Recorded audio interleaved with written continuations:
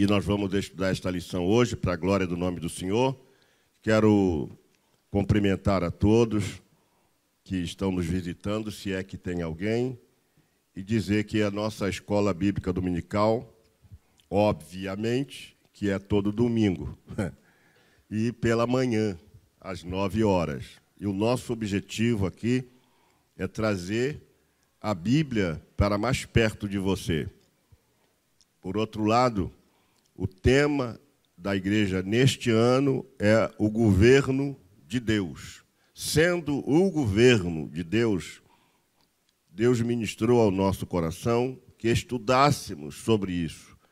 Eu entendo até, e melhor, estou entendendo a partir deste ano que os nossos temas do ano devem também ser objetos de estudo e de pregações. Quem entendeu isso? Tanto que Deus, numa oração pela madrugada, Deus me deu o tema de 2020. Só que eu não vou dizer agora. Mas ao tempo em que Ele me deu o tema, Ele já me deu a linha de estudo. Por isso que a gente tem que pensar um pouco nisso, né? E o nosso tema é um tema muito apropriado, porque escolhemos esse tema em cima da mudança do governo do nosso país. Então, todo mundo achando que é o presidente Jair Bolsonaro que vai mudar essa nação. A Bíblia diz, em Daniel 4:26, que os céus reinam. E que, então, quer dizer que Deus tem um governo sobre todos os governos. Vão faltar algumas lições para a gente concluir todo o nosso pensamento acerca do governo de Deus. Mas, quiçá, numa outra oportunidade, a gente vai estudar outras lições, dentre elas, o governo de Deus sobre o governo dos homens. Que nós, às vezes, achamos que é o homem que está fazendo tudo. Deus tem um governo de tudo. Ah, pastor, mas por que acontece essas situações desagradáveis? Por que matança? Tudo isso tem que acontecer. Isso sempre aconteceu. Sim ou não? Só ler a Bíblia. Sempre aconteceu. Mas isso não tira o mérito, a grandeza do governo de Deus. Porque Deus não pode sobrenaturalizar todas as coisas de forma que a gente acha que ele tem que viver no sobrenatural. Tem crente que acha que ele tem que pisar em nuvens. O mundo é normal, porque Deus não anula a capacidade que Ele nos deu. Nós é que estamos entrando por caminhos, como está acontecendo na América do Sul, como está acontecendo também em Paris, como está acontecendo agora em Praga, como está acontecendo no Iraque, na Arábia Saudita, né? As coisas começam, vocês estão percebendo que está começando a acontecer rebeliões, situações difíceis de controlar, como no Chile, né? Tudo isso não quer dizer que Deus não esteja no governo. Deus está governando todas as coisas. Mas Deus só vai intervir se houver realmente o clamor, como na Bolívia. Se mudou, se o ex-presidente foi embora para o México e abandonou a Bolívia, e lá uma nova presidenta ela assumiu, porque Deus, a igreja estava orando. A igreja estava orando. Inclusive, nós vamos ter que adotar aqui na nossa igreja a oração pela presidência da República em todos os nossos cultos. Abrir um espaço aqui, pelo menos de 5 minutos, para a gente interceder a Deus pelo governo do nosso presidente Jair Bolsonaro. Porque ele sozinho vai bater de frente com aquilo que está lá em São João 15:5. Jesus diz: sem mim, nada podeis fazer. A nossa autoconfiança ela é limitada, mas a confiança em Deus ela é muito maior do que a nossa mente pensa. Quem entendeu, diga amém. Então vamos estudar o governo de Deus sobre o nosso coração. Na Bíblia não existe qualquer sugestão de que o cérebro humano seja o centro da consciência, do pensamento ou da vontade. Se você partir para o campo científico, eles vão dizer que é o cérebro, que é o pensamento, que o cérebro é de onde sai o pensamento, a consciência que nós temos de nós mesmos e das coisas, e também a vontade. Biblicamente, essas realidades que estamos citando aqui, isto é atribuído ao coração, a quem também se estende as nossas emoções. Nós temos emoções, né? O homem possui emoções, sentimentos. E isso não é ação do cérebro, é do coração. Caráter, personalidade, vontade, mente, todos esses termos são modernos, que refletem algum, diga comigo, algum aspecto daquilo que nós chamamos de coração. E eu quero frisar que nós não estaremos estudando este coração físico. Nós vamos estudar esse coração que está aqui. Eu antes estava na igreja de um amigo nosso e eu disse para os irmãos, a gente quando manda as pessoas botar a mão no coração, todo mundo coloca a mão aqui, não é? O certo é colocar aqui. Porque esse coração aqui, ele só pega o sangue, distribui o sangue, bombeia o sangue, ele não tem sentimentos, vontade, razão, emoção, ele não tem intelecto, ele não opera esses sentimentos, ele não opera esses valores.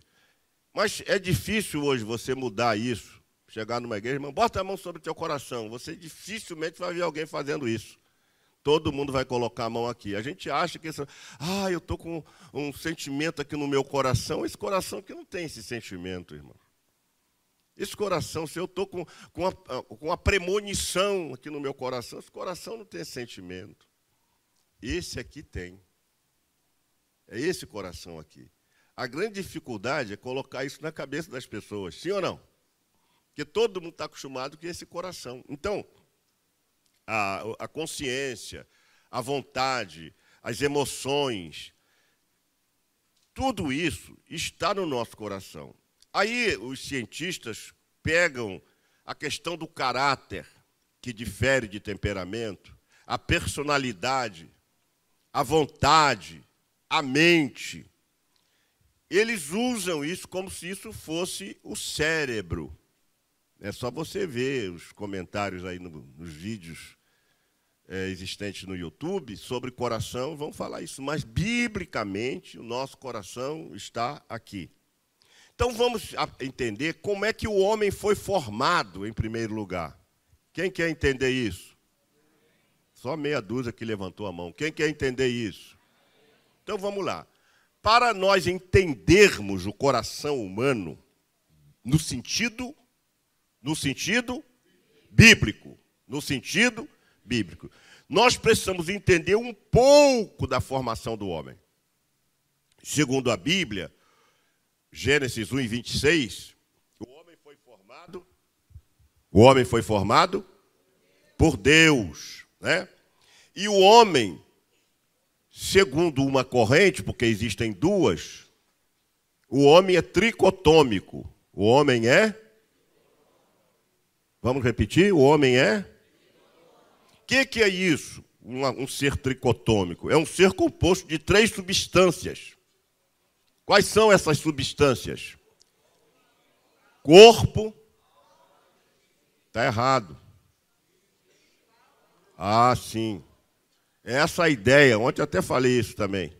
Essa ideia de falar corpo, alma e espírito, que está levando todo mundo primeiro para ter uma experiência física, depois racional e depois espiritual. A Bíblia dá todo, 1 Tessalonicenses 5:23.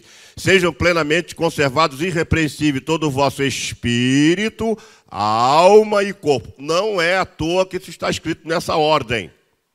Para que a gente não comece as coisas pela área física, e sim pela área espiritual, pela área emocional, junto aí. Então, segundo a Bíblia, o homem é um ser tricotômico. Ele tem espírito, alma e corpo. O espírito foi dado por Deus, mas você pode abrir a sua Bíblia em Números 16:22, porque foi Deus que deu o espírito. O que é o espírito que está em nós? Ele é o centro e o âmago da vida humana. Todo homem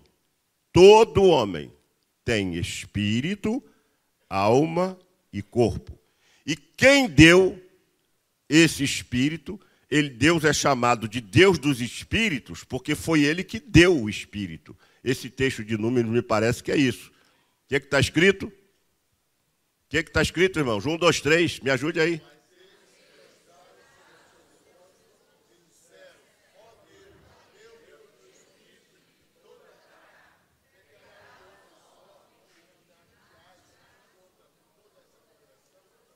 Então, ele é chamado de Deus do Espírito porque ele soprou em nós o Espírito. E nós, então, passamos a ser pessoa, alma vivente. Nesse sentido, o espírito do homem é que o faz diferente dos animais.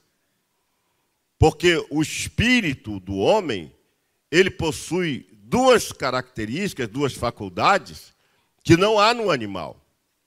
Está dentro do espírito do homem, que é a fé e a consciência. Todos nós nascemos com fé. Sem essa fé, a gente não acreditava em nada. A Bíblia diz vários textos sobre a fé, mas tem um que está em Efésios 2:8, que a fé é um dom de Deus. E lá em Judas 23 diz que a fé é dada uma vez. Então nós temos que separar a fé espiritual e a fé intelectual. Todos nós cremos nas coisas por conta da nossa fé. Então, a fé e a consciência. O animal não tem fé e não tem consciência. O que é a consciência?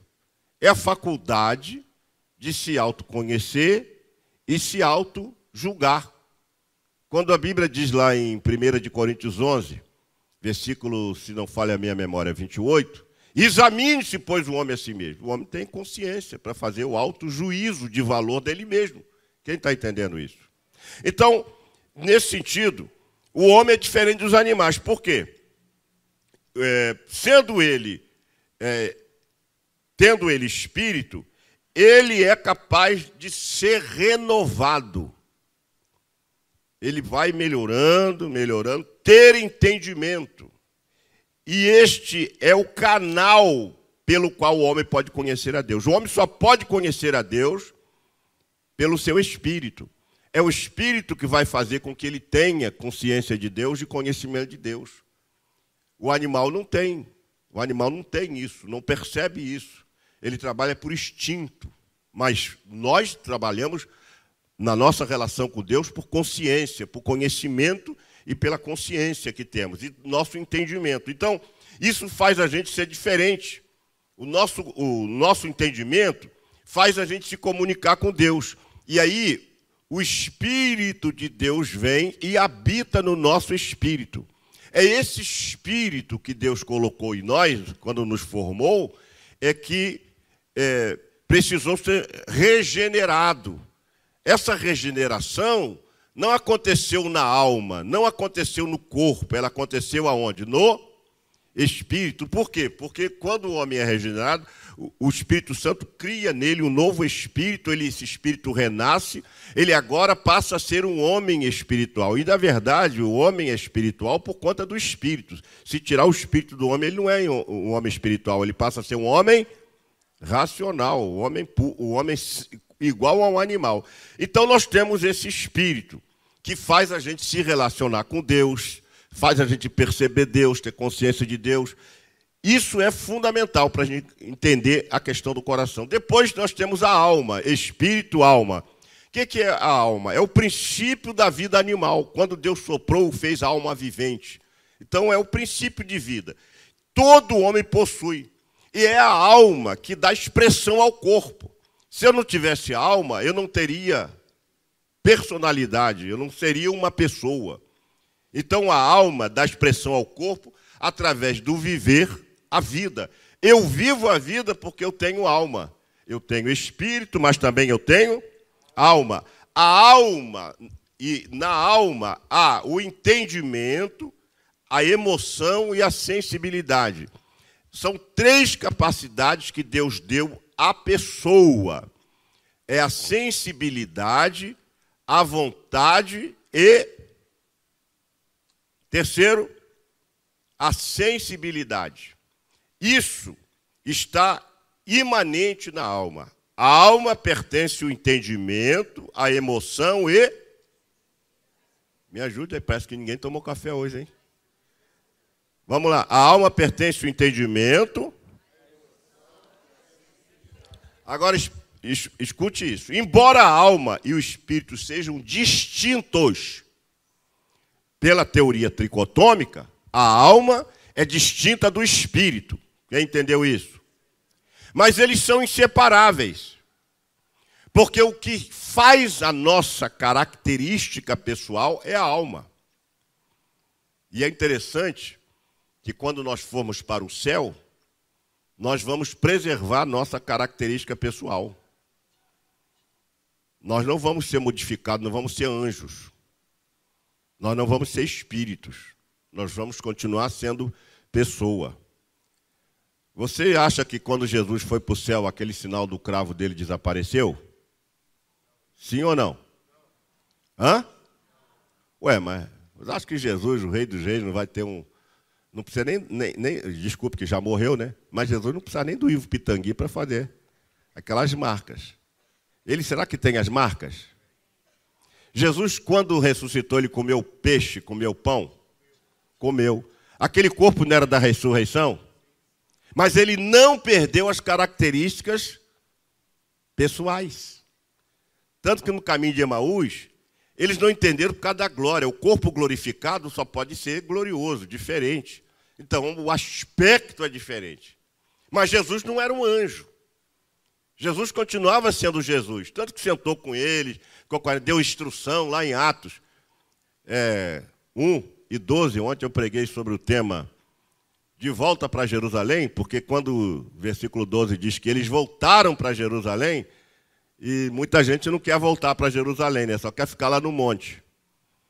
Porque lá no monte ele viu a ascensão de Jesus, lá no monte ele viu o anjo, lá no monte ele apareceu um monte de coisa, e depois o versículo 12 de Atos 1 vai dizer assim, e então voltaram para Jerusalém. Por quê? Porque era lá que tinha que começar tudo. As coisas não tem que começar lá em cima, tem que começar aqui embaixo. Aí a gente pensa que é lá em cima, não é? Aí os discípulos reuniram, 120 deles desceram. Inclusive os irmãos de Jesus, que sempre chamaram ele de maluco, lá em Marcos, capítulo 3, e também tem outro texto de João, se não falha a memória, 6 e 17, que os irmãos de Jesus, nem os irmãos criam nele. Nem os irmãos criam. Mas lá no monte, os irmãos de Jesus estavam junto com os discípulos. E todo mundo desceu e foi para onde? Lá para o cenáculo. É lá que eles aprenderam algumas lições. Porque o cenáculo, antes de ser cenáculo, era chamado de casa. Depois de casa passou a ser chamado de cenáculo. E depois passou a ser chamado de templo. Então a primeira coisa que eles precisavam aprender é que para ir para casa, para aprender a respeitar seu irmão, a viver em comunhão com o irmão, a comer na mesma mesa e sentar na mesma mesa, para depois então ter a ideia de cenáculo, de lugar de oração, de ceia, e depois ter lugar de templo, onde se congrega, onde se comunga. Amém? Quem entendeu isso? Então, voltando aqui para a nossa lição, que não é Jerusalém, embora a alma e o espírito sejam distintos, eles são inseparáveis, porque aonde vai a alma, vai o espírito. Tanto que quando o homem morre, Salomão vai falar lá no livro de Eclesiastes, que o espírito volta para Deus. A gente não pode pegar aquele versículo isolado, temos que fazer conexão com outros textos. Mas o espírito volta para Deus, que o deu. E diz que Deus que deu o espírito. A alma vai junto. A alma não fica aqui na terra, o que fica na terra é o corpo. Quem morre não é a alma. Quem morre não é o espírito. Quem morre é o corpo. Se o espírito sai a alma, vira só o corpo. E aquele corpo para nada serve. Por quê? 1 Coríntios capítulo 15, versículo 52, Paulo vai dizer que aquele corpo é mortal, que ele é corruptível. Então ele se deteriora. Ele se deteriora, vira um cadáver. Não tem nada para aproveitar naquele corpo. Então esse corpo, ele precisa... Nós precisamos dele para ser pessoa. Mas se a alma sai, ele não serve para nada. É um mau cheiro insuportável. Então, a alma é inseparável do corpo. Aonde vai a alma, vai o espírito. E aonde vai o espírito, vai a alma. Eles são inseparáveis. Razão pela qual, às vezes, até se confundem na Bíblia. Às vezes você lê alma e está falando de espírito. Às vezes você lê espírito e está falando de alma. Né? O terceiro elemento do corpo humano, do homem, desculpem, é o corpo. Todos nós aqui temos um corpo. Esse corpo é o órgão dos sentidos que liga o nosso espírito ao mundo material. Nós se comunicamos com o mundo material porque nós temos um corpo. Senão também nós não nos veríamos. Ninguém veria ninguém. Aqui só tinha alma aqui dentro. Só tinha espírito aqui. Cadê o irmão Pimentel? Onde ele está? Então, a gente tem um corpo. Se a gente tem um corpo, esse corpo liga o espírito, né, ao mundo material. Por esse corpo, eu posso ver, eu posso sentir e eu posso tocar tudo que está ao meu redor. Por exemplo, eu estou segurando aqui O que eu estou segurando? O microfone, porque eu tenho corpo. Se eu não tivesse corpo, esse microfone não poderia ser suspenso. Esse fenômeno que vocês veem aí, poltergeist, isso aí é apenas uma manifestação demoníaca, até para enganar muita gente. Dizem até os cientistas que algumas pessoas morrem, aí quando morre o espírito e a alma se separam. E ainda você vê que algumas pessoas se mexem, não quer dizer que ele esteja vivo, são reações naturais do corpo, a ciência já provou isso. Tem gente que ainda se mexe depois de morto, só não faz isso num culto aqui que vai correr todo mundo, né? Ou então vai pensar que Jesus ressuscitou, mas isso acontece. Na Bíblia, esse corpo aqui é chamado de casa de tabernáculo. Por que tabernáculo? Porque tabernáculo era montado aqui, saía daqui, ia para lá, né? Por isso que o texto de João, quando diz assim, no princípio era o verbo estava com Deus, o verbo tabernaculou. A ideia ali é de tabernáculo. Porque Jesus estava ali por um período, depois ele seria assunto aos céus, como está em Atos 1:11. Então, Scofield vai dizer o seguinte, sendo o homem espírito, ele é capaz de ter conhecimento e comunhão com Deus. Sendo ele alma, ele tem conhecimento de si próprio pela razão, né? Pela emoção, pela consciência. E sendo ele corpo, ele tem através dos sentidos. Quantos sentidos nós temos? Quantos sentidos nós temos? Quantos sentidos? Vamos lá, quais são? Visão, audição, olfato, tato e paladar. Visão, audição, tato, olfato e paladar. Então, você cheira. Você já percebeu que quando você estava no lugar, aí você estava ouvindo lá uma música, e naquele momento daquela música, aconteceu um fato inusitado que marcou um pouco você. Todas as vezes que tocar aquela música, vai te remeter a esse fato. Sim ou não? Já experimentou isso? Eu me lembro de um momento da minha vida, que Terezinha estava fazendo um bolo, não lembro agora o ingrediente especial do bolo, mas todas as vezes que ela fazia aquele bolo, aquele fato estava registrado no meu cérebro. E eu sentia aquela emoção, né? Então, isso por quê? Porque eu tenho sentido. São esses sentidos que a gente tem que eles são usados para o mundo exterior. Eu me comunico aqui com o pastor José Carlos, com o pastor Antônio, porque eu tenho um contato com ele, que eu tenho dentro de mim olfato, tato, visão, paladar e audição.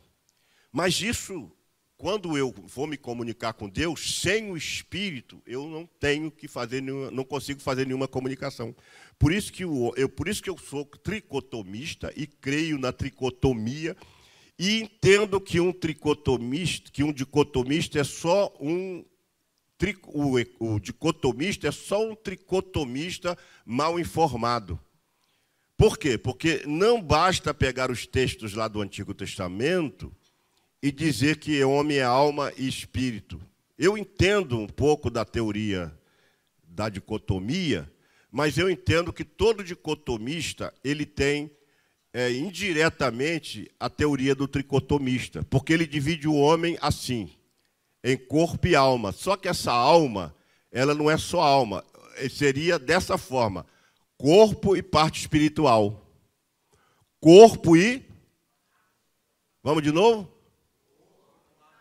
Nesse sentido, o dicotomista está certo. Corpo e parte espiritual. Só que essa parte espiritual se subdivide em duas outras partes, que são alma e espírito. Por quê? Não, porque lá o texto, 1 Tessalonicenses e Hebreus 4:12, são os dois textos que nós temos que dar a ideia para a tricotomia de o homem ser espírito, alma e corpo. Muito obstante,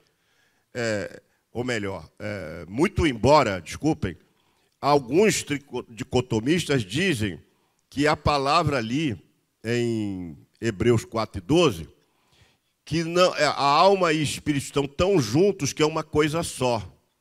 Mas quando a Bíblia diz assim, porque a palavra de Deus é mais penetrante que espada alguma, porque ela vai na divisão da alma e do espírito. Ora, se há divisão é porque eles podem estar até assim, ó, são siameses. Nesse sentido, eles são siameses. Eles são o quê? Inseparáveis. Mas na prática, na realidade do nosso dia a dia, a gente se comunica com Deus não é com a nossa alma. A nossa alma também, mas é o Espírito que está em mim que me dá consciência de Deus. E é esse Espírito que foi renovado. É ele que recebeu uma nova vida. Quem está entendendo isso? Agora vamos ver o coração segundo a Bíblia. Definição do coração segundo a Bíblia. A palavra coração aparece cerca de 900 vezes na Bíblia. Em hebraico é a palavra levav. E em grego é cardia. Portanto, cardiologia, que é o estudo sobre o coração. E são palavras usadas pelos escritores bíblicos, não pelos cientistas. Tanto de modo literal. O que é esse modo literal? É que você vai ler autores na Bíblia que falam do coração mesmo.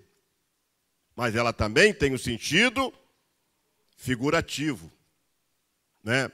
É o sentido literal como sentido figurado.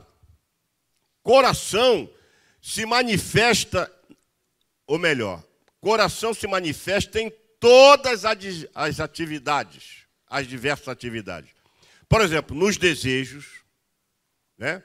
Nas afeições, nas emoções, nas paixões. Isso aí, então, não precisa nem... Só chamar os poetas aqui, né, que vai escrever um coração apaixonado. Qual a diferença, irmãos, entre paixão e amor? Quem sabe? É a mesma coisa? Não, a paixão ela é carnal, o amor é espiritual. Muitas das vezes as pessoas se apaixonam e confundem com amor. O amor, às vezes, começa com paixão. A paixão pode se transformar em um amor, mas a paixão também pode morrer. Tem muita gente que se apaixona, ela tem um tempo de duração. Às vezes, uma paixão leva aí até 2 anos, depois se extingue. Casamentos que começam com paixão vão terminar, às vezes, pertinho do fim. Por que isso, pastor? Porque a paixão, ela é carnal. A paixão busca seu próprio interesse. O amor não. O amor busca o interesse do outro. A paixão, a pessoa quer casar para ser feliz. O amor, a pessoa casa para fazer o outro feliz. O amor não destrói, o amor constrói. A paixão, o cara quer provar que ele é apaixonado, ele corta um pedaço do dedo e manda para a namorada. Se é a minha prova de que eu estou apaixonado por você, realmente é uma paixão. Mas a paixão pode ser também doentia. Cuidado com a paixão. Eu ontem estava assistindo um programa, quando estava saindo de casa, em que uma moça se apaixonou por um rapaz e esse rapaz, então, diz que amava ela também, estava apaixonado por ela, e convidou-a para ir para um baile funk, e ela foi. Chegou lá, houve uma briga. Olha só, no primeiro dia que eles saem juntos, houve uma briga. A moça, apareceu uma terceira pessoa, uma terceira jovem, e gerou uma confusão lá, e esse rapaz agrediu a moça. E depois pediu muito perdão. Ela, não, eu não sou assim, você me perdoa, não sei o quê. Aí foram para casa, ela estava apaixonada por ele, voltou para ele de novo e foram namorar. Ele matou a moça. Ele matou a moça e disse que o tiro foi acidental, mas a polícia não acredita, porque esse camarada não tinha nem paixão nem amor, ele só tinha interesse. Então, o que está acontecendo hoje com o Brasil? As meninas e os meninos da igreja estão antecipando e virando a ordem. Nós lemos aqui 1 Tessalonicenses que todo o vosso espírito, alma e corpo. Aí eles inverteram isso. É corpo, alma e espírito. Aí o relacionamento, em vez de começar pelo espírito, está começando pelo corpo. E aí dá tudo errado. Aí lá na frente vai ter um problema sério. A paixão é extremamente perigosa, mas o amor tudo crê, tudo espera, tudo suporta. Amém, irmãos? O amor é paciente, é benigno, é tolerante. Não com erro, mas é tolerante no sentido que tem que ter. Nós temos que ter uma tolerância de certas coisas, né? Senão, se a gente for separar por qualquer coisinha, por qualquer briguinha, né? Quem não brigou ainda é porque não sabe o que é bom. Porque o melhor lugar para resolver essas questões é quando um vira para o lado e outro vira para o outro. E ali, opa, o que está acontecendo entre nós? Então, vamos fazer as pazes, né? E sempre termina naquele negócio. Né? Mas vamos continuar aqui.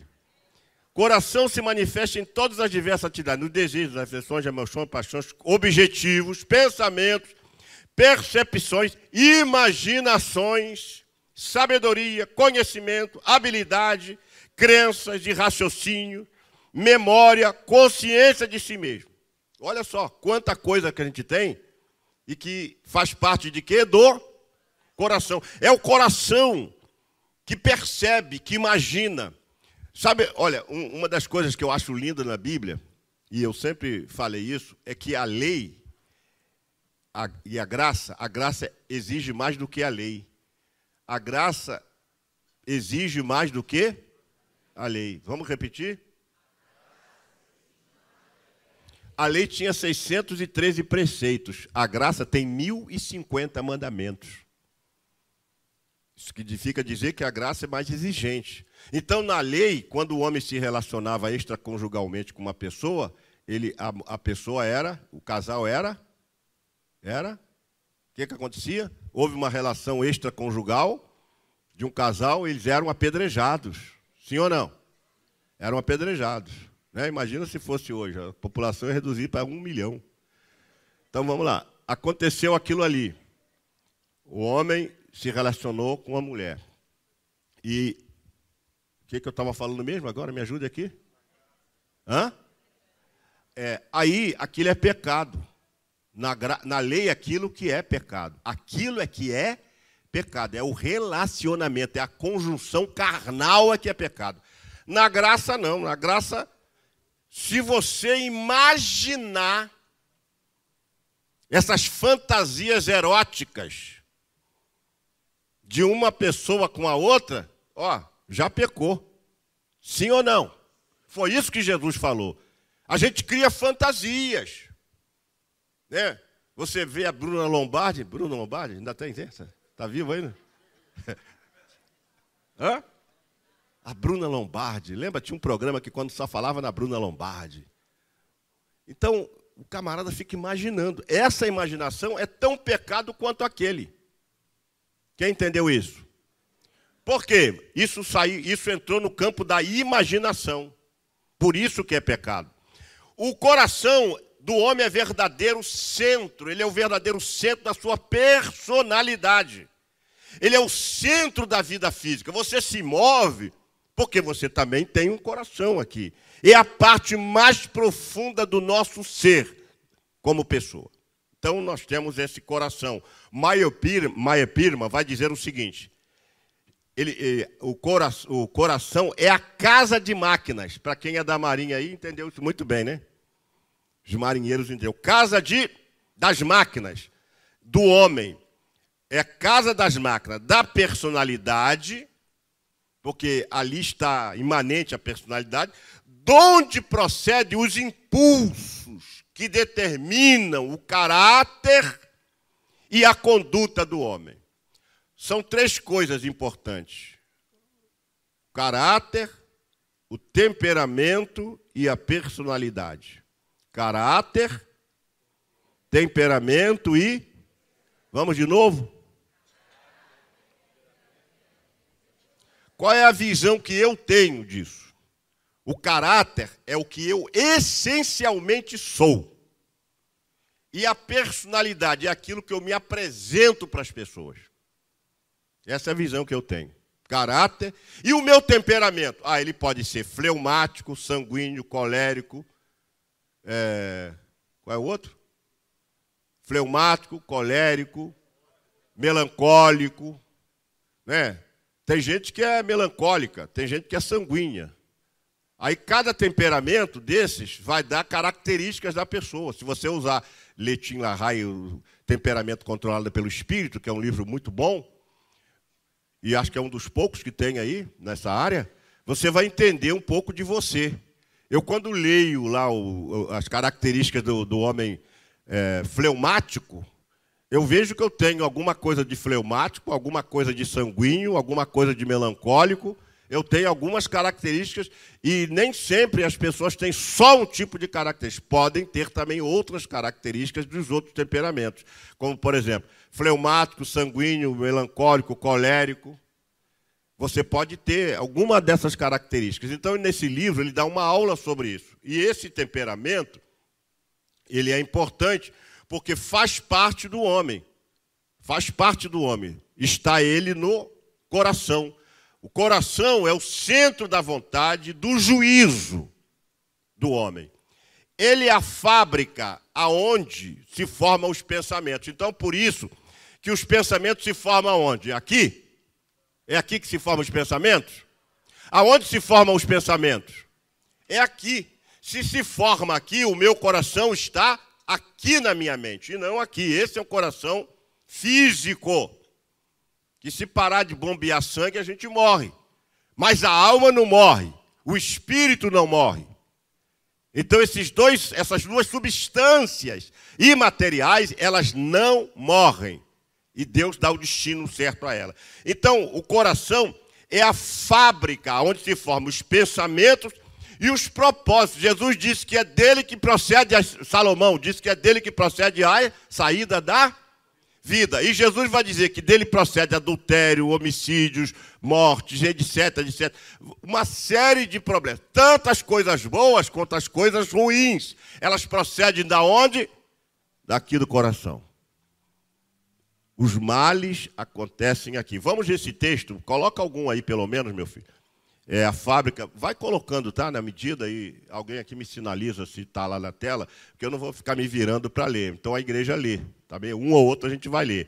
Vamos lá, porque por causa do tempo. Ele é a fábrica onde se formam os pensamentos e os propósitos. Tanto os propósitos bons como os maus. Mateus 9,4. O que diz aí?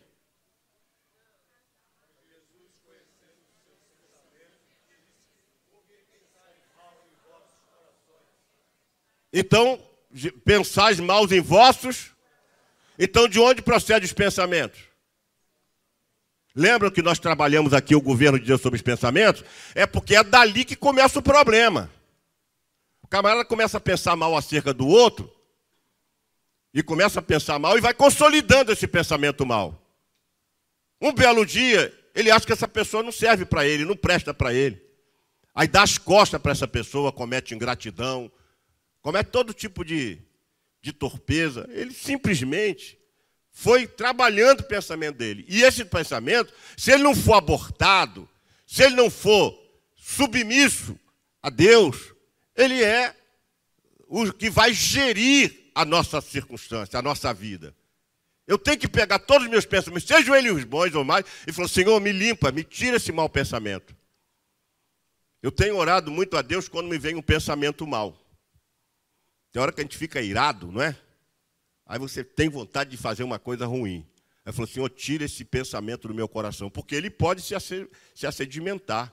É por isso que às vezes a gente leva a cabo algumas coisas ruins. Outras a gente faz por ato reflexivo. Simplesmente, você chegou aqui e fez aquilo. Mas outro você pensa. E esse pensamento construído para o mal é pecado. Porque nós não podemos pensar mal acerca das pessoas. Ah, mas passou na minha cabeça. Mas se você pensou, pede a Deus para trabalhar os seus pensamentos. Vigia os teus pensamentos. Porque os nossos pensamentos podem também nos destruir. Porque quando a gente, no impulso, aquele pensamento que estava sedimentado no seu coração, de tanto você pensar, você acaba cometendo um grave erro. E aí vai chorar para o resto da sua vida por ter cometido aquilo. Então, do coração procede as saídas da vida. E os propósitos, bons ou maus. 1 Coríntios 7,37. Pode colocar na tela. Ele também tem uma grande conotação psicológica e espiritual. Easton diz que o coração é a sede da consciência. Coração é o quê? A sede da consciência. É aqui que está a sua consciência, do certo e do errado, do bom e do ruim. O que diz o texto de 1 Coríntios 7,37?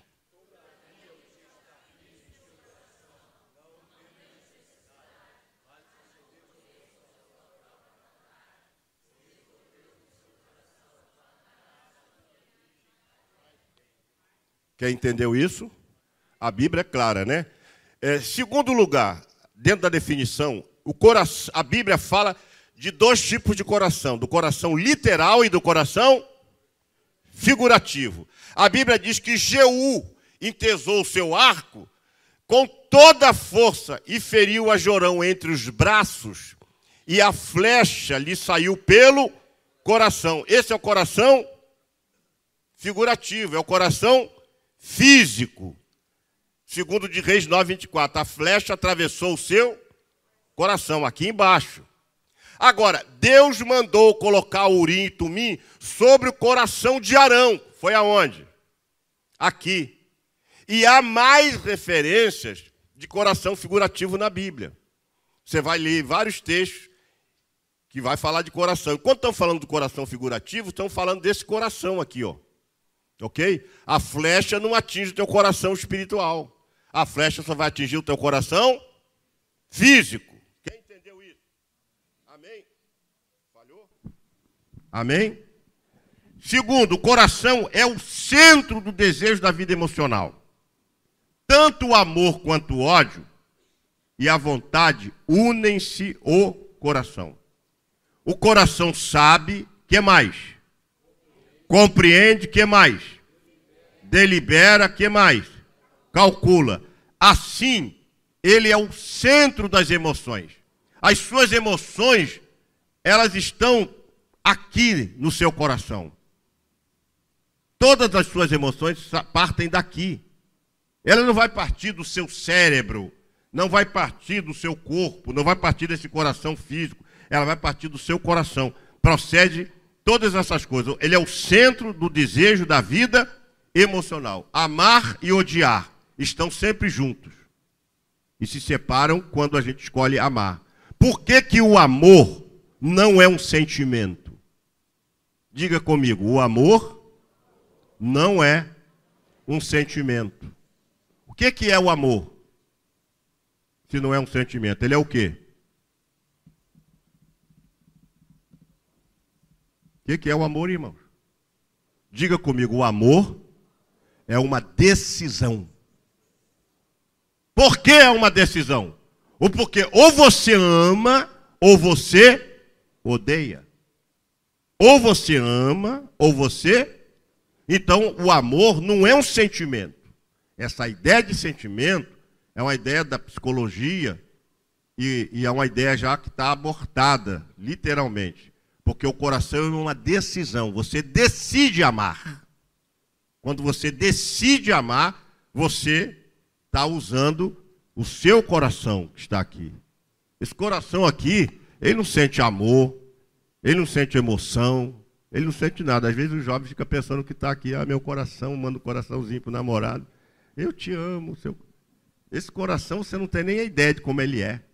Não dá para fazer um coraçãozinho assim, achando que esse é o coração nosso espiritual. O coração é o centro da vida emocional. Então, tanto o amor,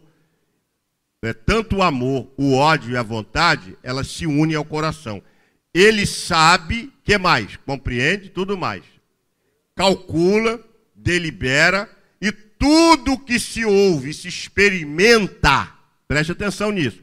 Tudo que vocês estão ouvindo agora e aquilo que você experimenta é depositado no coração, onde se formam os bons e os maus pensamentos. Vamos para Lucas 2:5, que eu acho que já lemos 9:24, ou melhor, 9:4, já lemos? Lucas 2:5, a igreja vai ler pausadamente o capítulo 2, versículo 5 de Lucas. O que está escrito?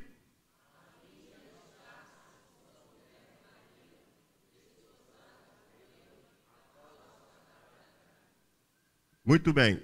A fim de alistar-se com sua mulher, a qual estava grávida. Acho que não tem. É Lucas 2:5? Vamos ler então Mateus 9:4. Tudo que se ouve e se experimenta é depositado aonde? Aonde? No coração, onde se formam os bons e os maus pensamentos. Mateus 9:4. O que diz?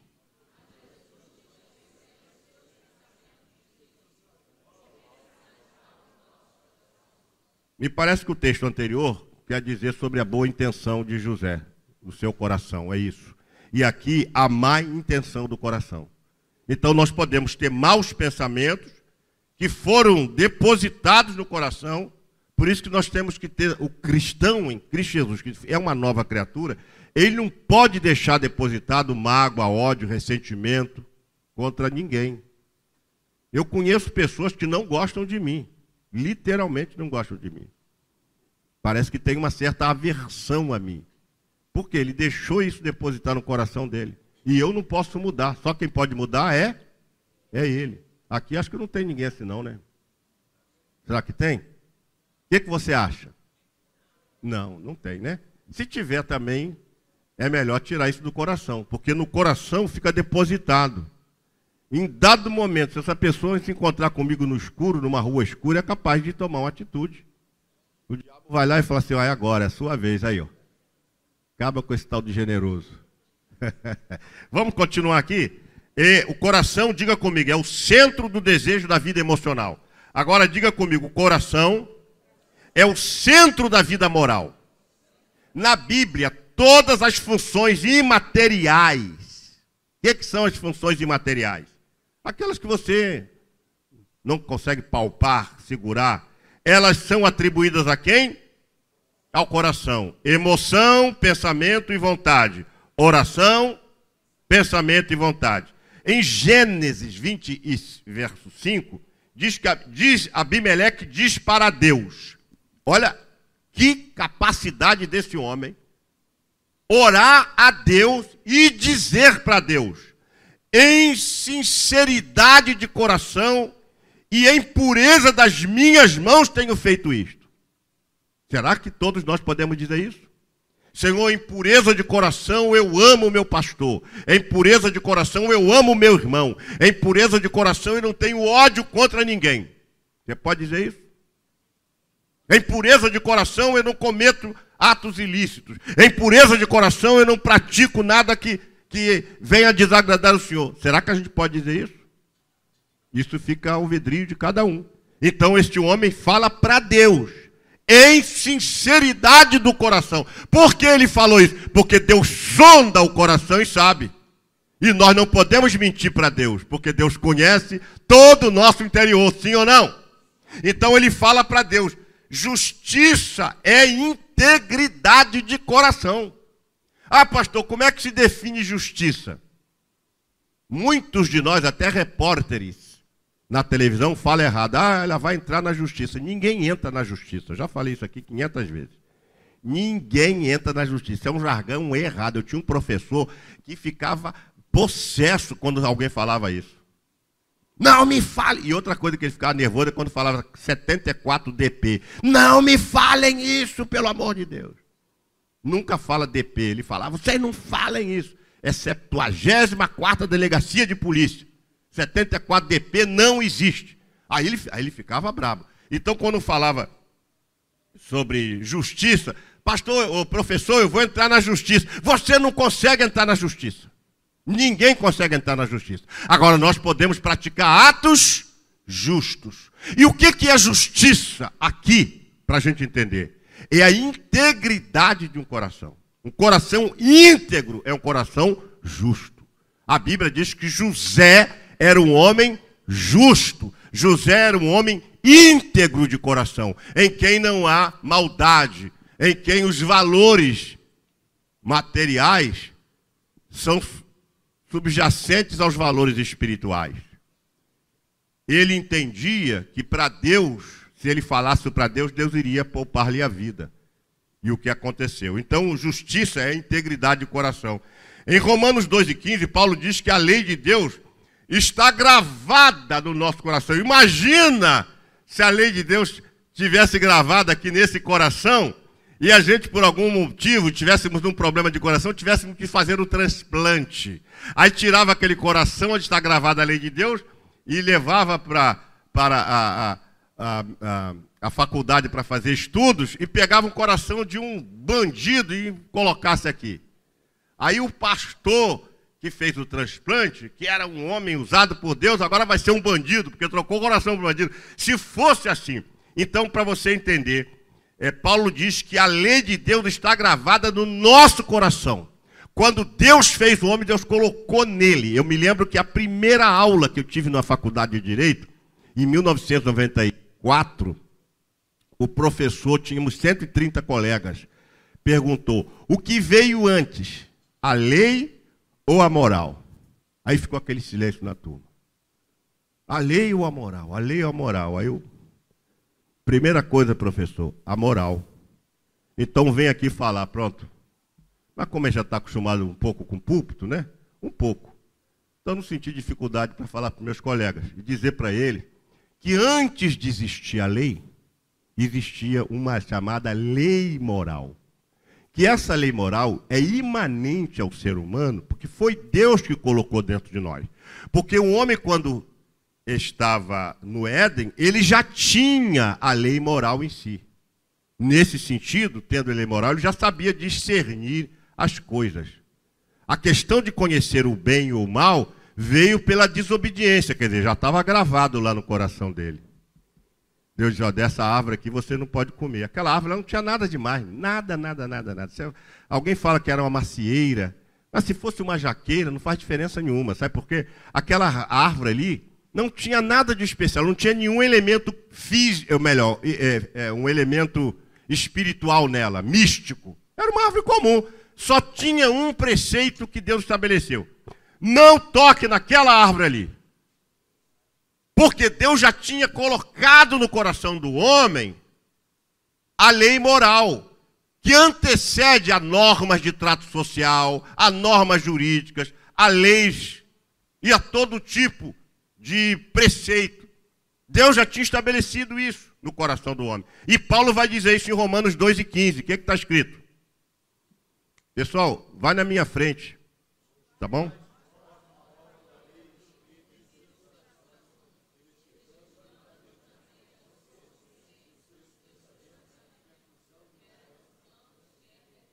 Então, veja bem, a rigor, o homem não precisava de nenhuma norma de trato social, não precisava de nenhuma norma jurídica, não precisava de nenhuma lei, não precisava de constituição, não precisava de nada disso, se nós tão somente respeitássemos a lei moral que está em nós. Porque por que essa lei foi colocada? Ela foi colocada para ajudar testemunho e para dizer para a gente, olha, isso você não deve fazer. Isso você pode, mas daquilo ali não. Isso está dentro de nós. Vocês entenderam isso? Isso é anterior a qualquer lei no mundo. Não existia lei. Nós estávamos na dispensação da consciência. A lei veio muito depois, que depois passou pela dispensação do governo humano, a dispensação patriarcal, depois que veio a dispensação da lei. A lei foi dada por Moisés há 1430 anos antes de Cristo. Mas antes disso, lá no Éden já existia. Todos nós nascemos com uma lei moral dentro de nós. Então ninguém pode dizer que não conhece o bem e o mal, porque há dentro de você uma lei que faz você distinguir entre o certo e o errado, entre o bem e o mal, entre o que é certo e o que é errado. Amém, irmãos? Você entendeu isso? Então dá glória para Jesus.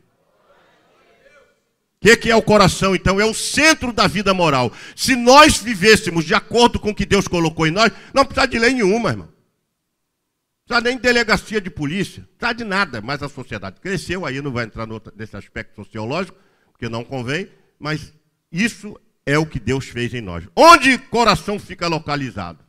Agora vamos tentar colocar o homem de cabeça para baixo, que se colocar de cabeça para baixo, o coração não fica nos pés, continuará na cabeça. No Antigo Oriente, se entendia que o coração estivesse entre as entranhas, lá no intestino. Normalmente, olhe para cá. Essa área aqui só tem intestino, né? Então, quando você sente dor aqui, não pensa que é só intestino. O máximo que pode ser uma diverticulite. Mas daqui não tem nada. Eu falava sempre com o meu médico. Mas, doutor, eu sinto uma dor aqui. Ele falou, mas não tem nada para doer. Aqui não tem nada. Do lado de cá tem, mas do lado de cá não tem nada para doer. Mas eles entendiam que o coração estava aqui. Aí, está dizendo aqui na nossa lição, por conta das emoções que causavam em nosso estômago, aquele friozinho na barriga. Né? Então eles achavam que era isso. Contudo, o nosso coração está situado entre as têmporas. Aonde estão as têmporas, irmão? Do braço direito ou no braço esquerdo? Aqui, ó, entre as suas têmporas. No lado esquerdo do peito fica o coração físico. E Salomão se refere a ele. Salomão referiu-se como sendo o centro emocional dos sentimentos e das decisões. Então, eles entendiam isso, mas o nosso coração está localizado entre as têmporas. Então está aqui. Quando um pastor chegar aqui, irmão, coloca a sua mão sobre o teu coração. Não fique preocupado em você colocar a mão aqui, que o pastor não vai entender nada. Ou algum colega nosso. Por quê? Porque vocês sabem, mas não tem problema você colocar aqui, porque esse coração que está aqui é símbolo desse coração, é só um símbolo. Entendeu assim? Então você pode colocar a mão aqui. Qual a diferença entre coração, mente e vontade? Bom, os psicólogos classificam as faculdades de alma como mente, coração e, de novo, para eles, a mente é a base do entendimento. A mente, me ajude aí, irmãos. Isso é pedagógico. A mente é... E o coração? E a base, o coração é a base da afeição. E a vontade? A vontade. Isso é o pensamento dos psicólogos. A Bíblia, porém, atribui ao coração todas essas funções. Quais funções? Afeição, vontade, escolha e decisão. Na Bíblia, de onde procedem esses elementos, essas substâncias? Do coração que está entre as têmporas. Todas essas funções. Assim o homem pensa, entende, ama, escolhe e toma a decisão com o coração que está aqui. É daqui que ele toma a decisão, é daqui que ele faz as suas escolhas, é daqui que ele pensa, é que ele entende, ele ama, ele odeia. Enfim, está aqui. Todo pecado, diga comigo, todo pecado se inicia aqui, na mente. E, diga-se de passagem, ninguém peca espontaneamente. Ah, pastor, eu sem querer, pastor.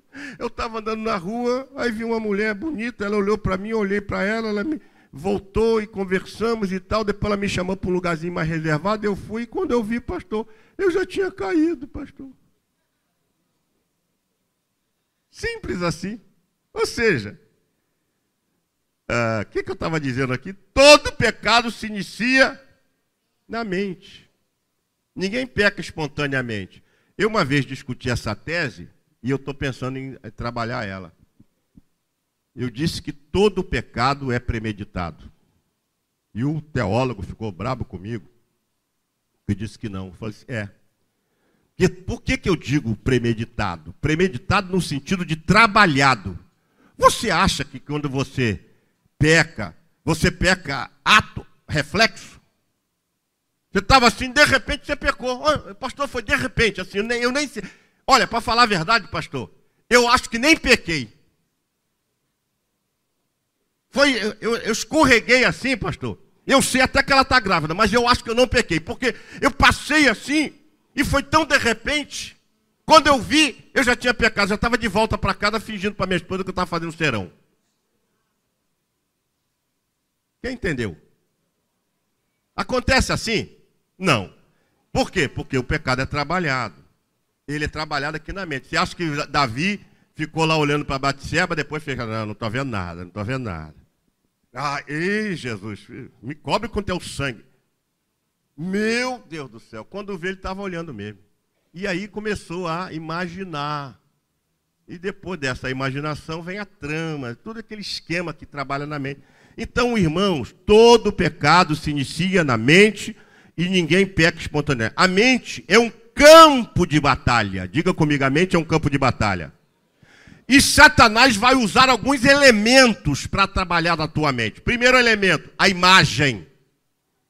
Descartes fala sobre isso. Você traz de fora uma imagem para introspectar em você e dali forma o pensamento. E aí vem a imagem. Segunda coisa, o pensamento. O pensamento, pois a imagem é a mãe do pensamento. É ela que gesta o pensamento. Você não consegue pecar, praticar um ato de fornicação e adultério olhando para aquela parede ali, ó.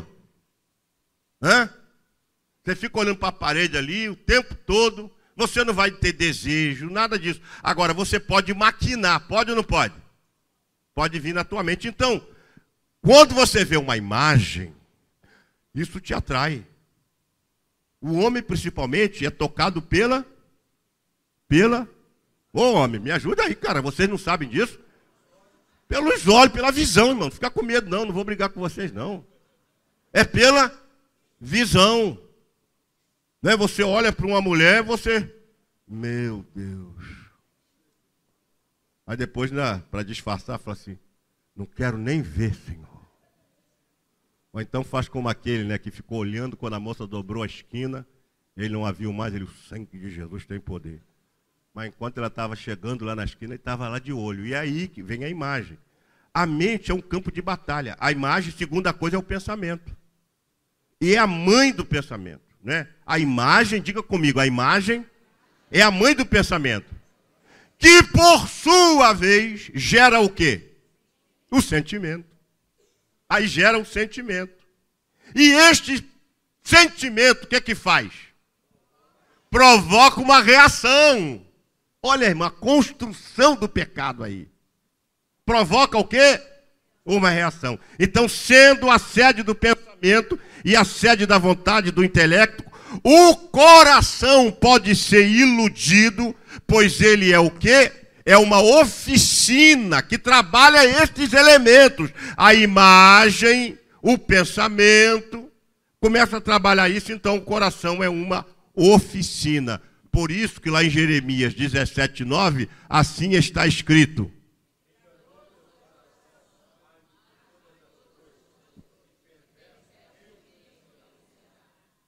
Vocês entenderam isso? Coração é enganoso. Tome cuidado com o coração.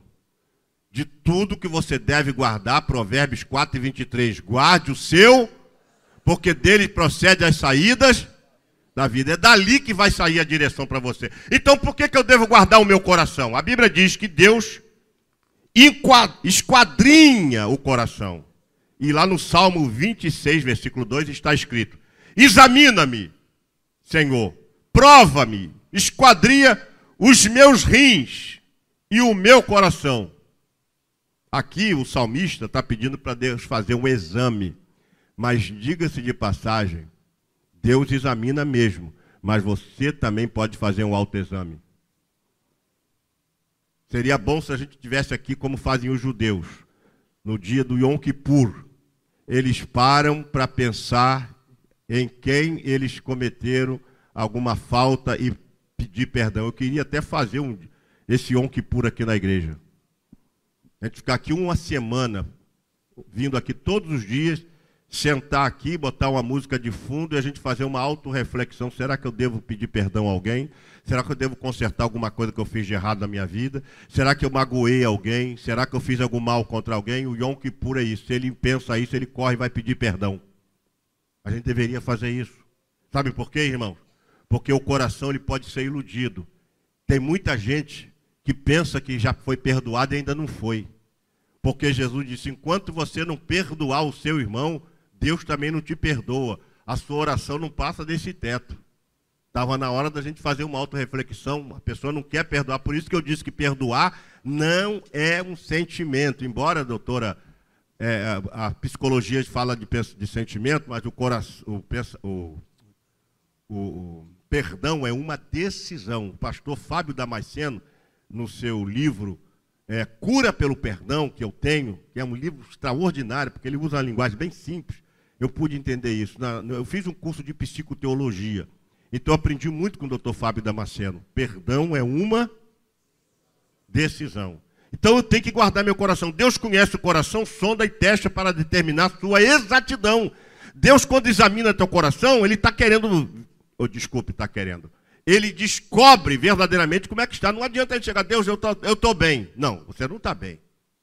Deus vai dizer, não, você não está bem. Aí a sua própria consciência vai dizer para você que é a vozinha de Deus. Eu estou falando vozinha, não é a vozinha não, tá? A voz de Deus. Você precisa perdoar, você precisa corrigir isso. Você tem que acertar isso. Aí o seu coração começa a trazer à tona. Olha só, a expressão rins era comum entre os hebreus, por conta das emoções e das faculdades racionais. No Salmo 44, versículo 21, o salmista diz, porventura não esquadrinhará Deus isso? Olha só, pois ele sabe os segredos do nosso coração. Você tem algum segredo? Irmãos, eu tenho segredos. Você tem? Porque se o pastor fala que tem, a maioria vai ter, né? Você tem algum segredo que você não conta para ninguém? Tem ou não tem? Quem tem um segredo que não conta para ninguém? Eu tenho. Eu não conto nem para minha esposa. Mas eu não os oculto de Deus. Não os oculto de Deus. Eu chego para Deus, Deus, tu conhece o meu coração. Tu sabes todas as coisas. Sonda-me, ó Deus. Vê se há em mim algum caminho mau e tira. Irmãos, eu sou obrigado, por profissão e também por ministério, a ouvir segredos. E em momento algum, revelá-los. Eu não revelo nenhum segredo que me é contado no meu gabinete. Nenhum. Nem para minha esposa, nem para ninguém. Eu vou morrer carregando um cofre, aonde vou levar muitos segredos que eu sei. Aonde esses segredos ficam guardados, arquivados. Ninguém sabe. Ninguém vai saber. Eu faço questão de dizer isso para vocês, porque Deus é minha testemunha. Eu não conto segredos das pessoas, porque assim como o psicólogo, e a doutora André sabe bem disso, que ela vai atender pessoas que vai confidenciar ela coisas estapafúrdias, e ela não poderá contar para ninguém. Ela terá que manter sigilo total. Quem está entendendo isso? Então, o pastor, o psicólogo, o psiquiatra, o analista, ele não pode abrir informação para ninguém. Então, segredos é possível, mas que Deus conhece os nossos segredos, conhece, sim ou não? O padrão de um coração segundo Deus. Qual é o padrão? A Bíblia nos mostra como deve ser o nosso coração, o coração do crente. Olhe para cá agora. Não se distraia porque estamos terminando. Primeiro, o coração do crente tem que ser... Vamos lá, toda a igreja, se todos falarem, eu termino rapidamente. Vamos lá. Primeiro, segundo, terceiro, quarto, quinto. O que é um coração dobre? O que é? Hã? Pensando as duas coisas. Pessoa que tem um pensamento dobre é complicado. O coração deve ser protegido para não ser... Como é que eu protejo o meu coração? Aí entra o aspecto final da nossa lição. Eu tenho que pedir a Deus para governar o meu coração. Ser purificado pela fé, ele tem que ser purificado. Não ser endurecido contra Deus. Tem gente que tem um coração endurecido contra Deus. Deve fazer o quê? Confiar. Deve permanecer iluminado. Deixa entrar luz do Espírito Santo em seu coração para clarear aquelas coisas que estão lá escondidas, aqueles restolhos, aquelas teias de aranha, aquilo que está ali precisa ser expurgado. Então deixa Deus acender a luz do seu coração. Deve ser iluminado. E deve ser dado ao Senhor. Esse eu faço questão de colocar na tela. Provérbios 23 e 26. Por isso, é daqui que a gente vai entender, finalizando, o governo de Deus sobre o nosso coração. Provérbios 23 e 26. O que está escrito ali?